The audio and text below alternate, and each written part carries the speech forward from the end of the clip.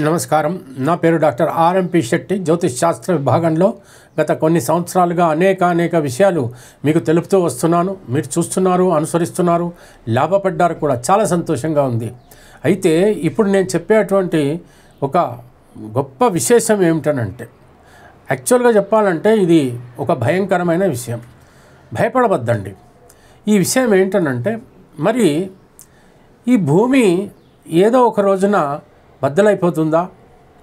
మరి సూర్యుడు ఈ మధ్యకాలంలో ఆయన దగ్గర నుంచి ఒక చిన్న పార్టు విరిగిపోయి పడిపోయింది అని వింటున్నాము.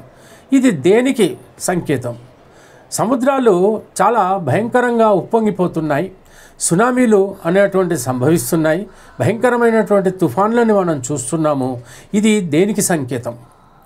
పర్వతాలు చాలా చల్లగా అయిపోతున్నాయి. ఎన్నో దేశాలు చాలా భయంకరంగా ఈ చలి వల్ల వణికిపోతున్నారు. ఇంతకు ముందెప్పుడూ కూడా ఇలాంటి పరిస్థితి లేదు అన్నటువంటి పరిస్థితుల్లో ఇది దేనికి సంకేతం? ఎక్కడ చూసినా అగ్నిజ్వాలలు అనేటువంటివి చెలరేగిపోతున్నాయి. మరి ఇది దేనికి సంకేతం? టర్కీలో మొన్న ఇంత పెద్ద భూకంపం వచ్చి వేలాది మంది చనిపోయారు. మరి ఇది దేనికి సంకేతం? మరి అక్కడ చూస్తే మన ఉక్రెయిన్లో కానీ రష్యాతో కానీ ఇంత భీకరమైనటువంటి యుద్ధం సాగుతూనే ఉంది. దానివల్ల ఎన్నో మరణాలు సంభవిస్తున్నాయి. ఇది దేనికి సంకేతం?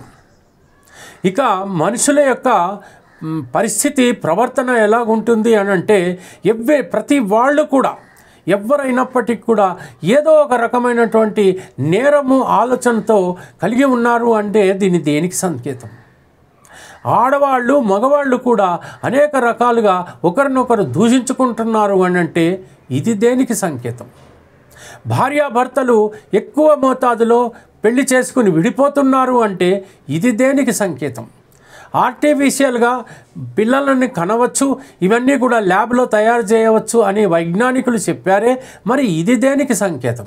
ఆ తర్వాత కొంతమంది చంద్రుడిపైన, మార్స్ పైన అక్కడ వేరే గోళాల్లో ప్లాట్లు ఏర్పాటు చేసి ఈ భూమి నుంచి వెళ్ళిపోదామని అమ్మేసుకుంటున్నారే. ఇది దేనికి సంకేతం? మరి కొంతమంది జ్యోతిష్యులు పురాణ కాలం నుంచి కూడా వంగ బాబా గారు కానీ, నోస్ట్రాడామస్ కానీ, వీర బ్రహ్మేంద్ర స్వామి కానీ, అచ్యుతానంద దాస్ గారు కానీ, వీళ్ళందరూ కూడా అతి తక్కువ సమయంలో, అతి త్వరలో ఈ భూమండలం పైన పంచభూతాలు కూడా స్తంభించిపోతున్నాయి. భయంకరమైనటువంటి వాతావరణం అనేటువంటిది మనం చూడబోతున్నాము. ఇది మామూలుగా ఉండేటువంటి పరిస్థితి లేదు. అగ్నిపర్వతాలే బద్దలవుతాయా? భూమి ముక్కలుగా విరిగిపోతుందా? లేకపోతే దేశాలే రకరకాలుగా ముక్కలుగా విడిపోతుందా? ఎన్నో రాజ్యాలు కుప్పకూలిపోతాయా? ఎంతోమంది నాయకులు చచ్చిపోతారా? ఎన్నో రకాలైనటువంటి విషాద సంఘటనలు జరగబోతున్నాయని వారు ఇదివరలోనే చెప్పి ఉన్నారు. అది ఎప్పుడు మొదలవుతుంది? ఎప్పుడు అంతమవుతుంది? ఎక్కడ జరుగుతుంది? ఎందుకు జరుగుతుంది? అలాంటి సంకేతాలన్నీ ఉన్నాయా అంటే కనబడుతూనే ఉన్నాయి. మనం చూస్తూనే ఉన్నాం. కోవిడ్ మొన్న ఏం జరిగింది చూసాం కదా. మనిషి యొక్క నేర చరిత్ర కలిగినటువంటి చైనా వాళ్ళు ఎంత భయంకరమైనటువంటి ఒక వైరస్ను కనిపెట్టారు, ఎన్ని కోట్లాది మందిని పొట్టన పెట్టుకున్నారు అనేటువంటి విషయం మీరు చూశారు కదా. మరి ఈ రకమైనటువంటి మేధస్సులు కలిగి, అంటే every mind is completely polluted, పూర్తిగా అసలు నాశనం అయిపోయినటువంటి మేధస్సులు ఈ రోజున మనకి ఎదురవుతున్నాయి. ఎవరు చూసినా వినాశనమే. చలనచిత్రాలే తీసుకుందాం ఫర్ ఎగ్జాంపుల్. వాళ్ళు తీస్తున్నటువంటి చిత్రాల్లో హింస తప్పితే ఏముంది? ఆ హింసని చూసి ప్రేక్షకులు కేరింతలు కొడుతున్నారు అనంటే, ఆ హీరోలని వాళ్ళు శ్రీరాముడితో, శ్రీకృష్ణుడితో పోలుస్తున్నారంటే మనుషుల యొక్క స్వాభావికత అనేటువంటిది ఎలా తయారైంది అనేటువంటిది మనము సాంకేతిక పరంగా చూసుకోవచ్చు. ఇకపోతే వైలెన్స్ అనేటువంటిది ఏదైతే ఉందో, ఇలాంటి చిత్రాలు మనము చాలా ఎంతో కాలంగా మనం చూస్తూనే ఉన్నాం.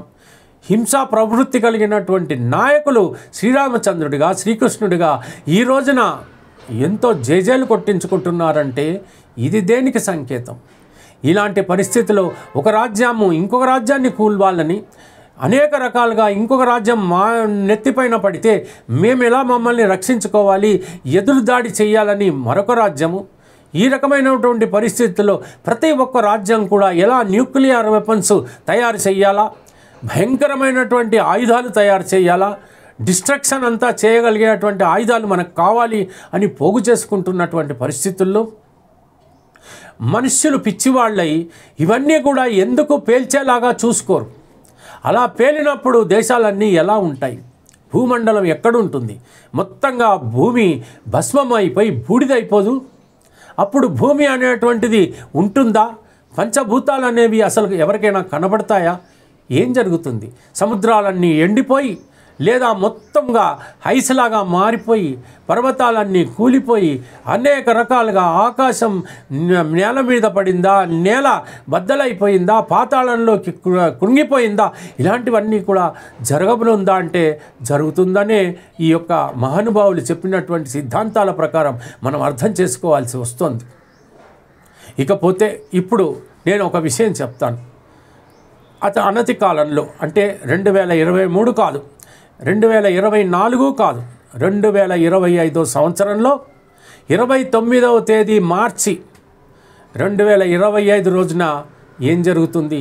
మీనరాశిలో షష్టగ్రహ కూటమి అనేటువంటిది ఏర్పడుతుంది.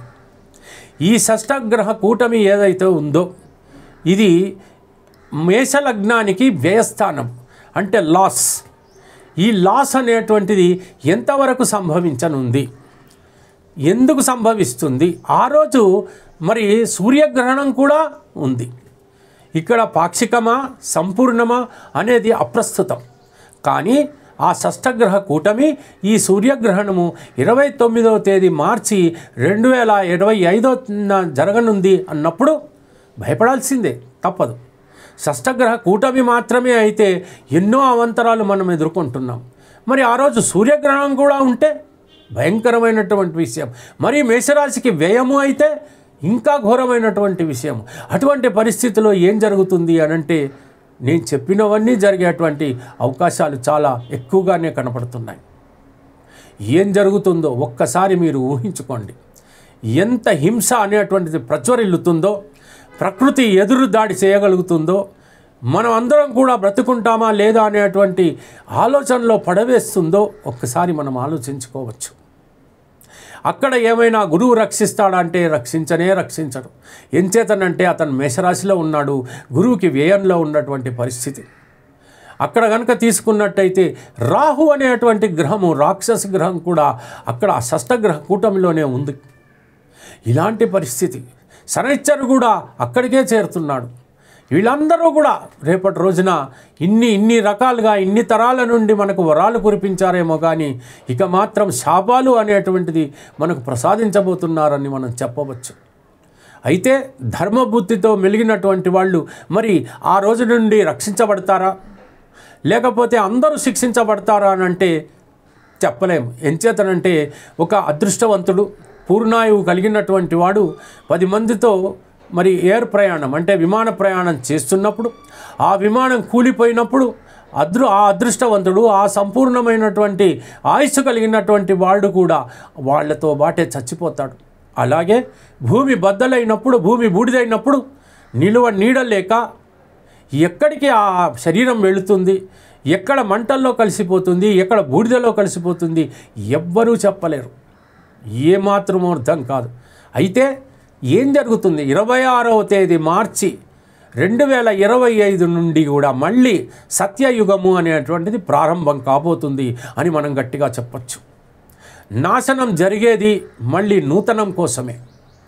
ఫ్రెష్ ఎప్పుడైతే మనము ఈ పాపాన్నంతా కడిగేస్తామో పుణ్యమంతా కూడా మిగులుతుంది. ఆ పుణ్యము అనేటువంటిది ప్రారంభమయ్యేటువంటి రోజు ఏదైనా ఉందా అంటే 26వ తేదీ మార్చి 2025 నుంచే.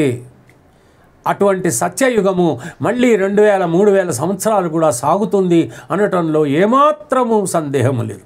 అలాంటి పరిస్థితి మనము ఎదురు చూడబోతున్నాము, చూస్తాం కూడా. నాకెందుకో నమ్మకం ఉంది. ఎంచేతనంటే అంతటి మేధస్సులు ఎవరైతే ఉన్నారో నోస్ట్రాడామస్ గారు, వంగా బాబా గారు, అచ్యుతానంద దాస్ గారు, మరి వీరబ్రహ్మేంద్ర స్వామి గారు కానీ వీళ్ళందరూ కూడా చెప్పున్నారు ఇదే. నేను జ్యోతిష్య పరంగా ఎంతో పరిశోధించిన తర్వాత నాకు వాళ్ళు చెప్పిందే నిజమని అనిపించి ఈ వీడియో చేయడం అనేటువంటిది జరిగింది. అయితే బ్రతికున్నంత కాలం, మనమున్నంత కాలం ధర్మంగా బ్రతకడానికి ప్రయత్నిద్దాం, ఆ భగవంతుణ్ణి ధ్యానిద్దాం. ఎంతవరకు వీలైతే అంతవరకు అబద్ధాలు ఆడకుండా, హింసకి మనం పాల్పడకుండా, ఎట్టి పరిస్థితుల్లో మనం న్యాయబద్ధంగా బ్రతకడానికి మనం పూనుకుందాం అనేటువంటి విషయం నేను మీకు చెప్పాలని చెప్పాను. తర్వాత మీ ఇష్టం.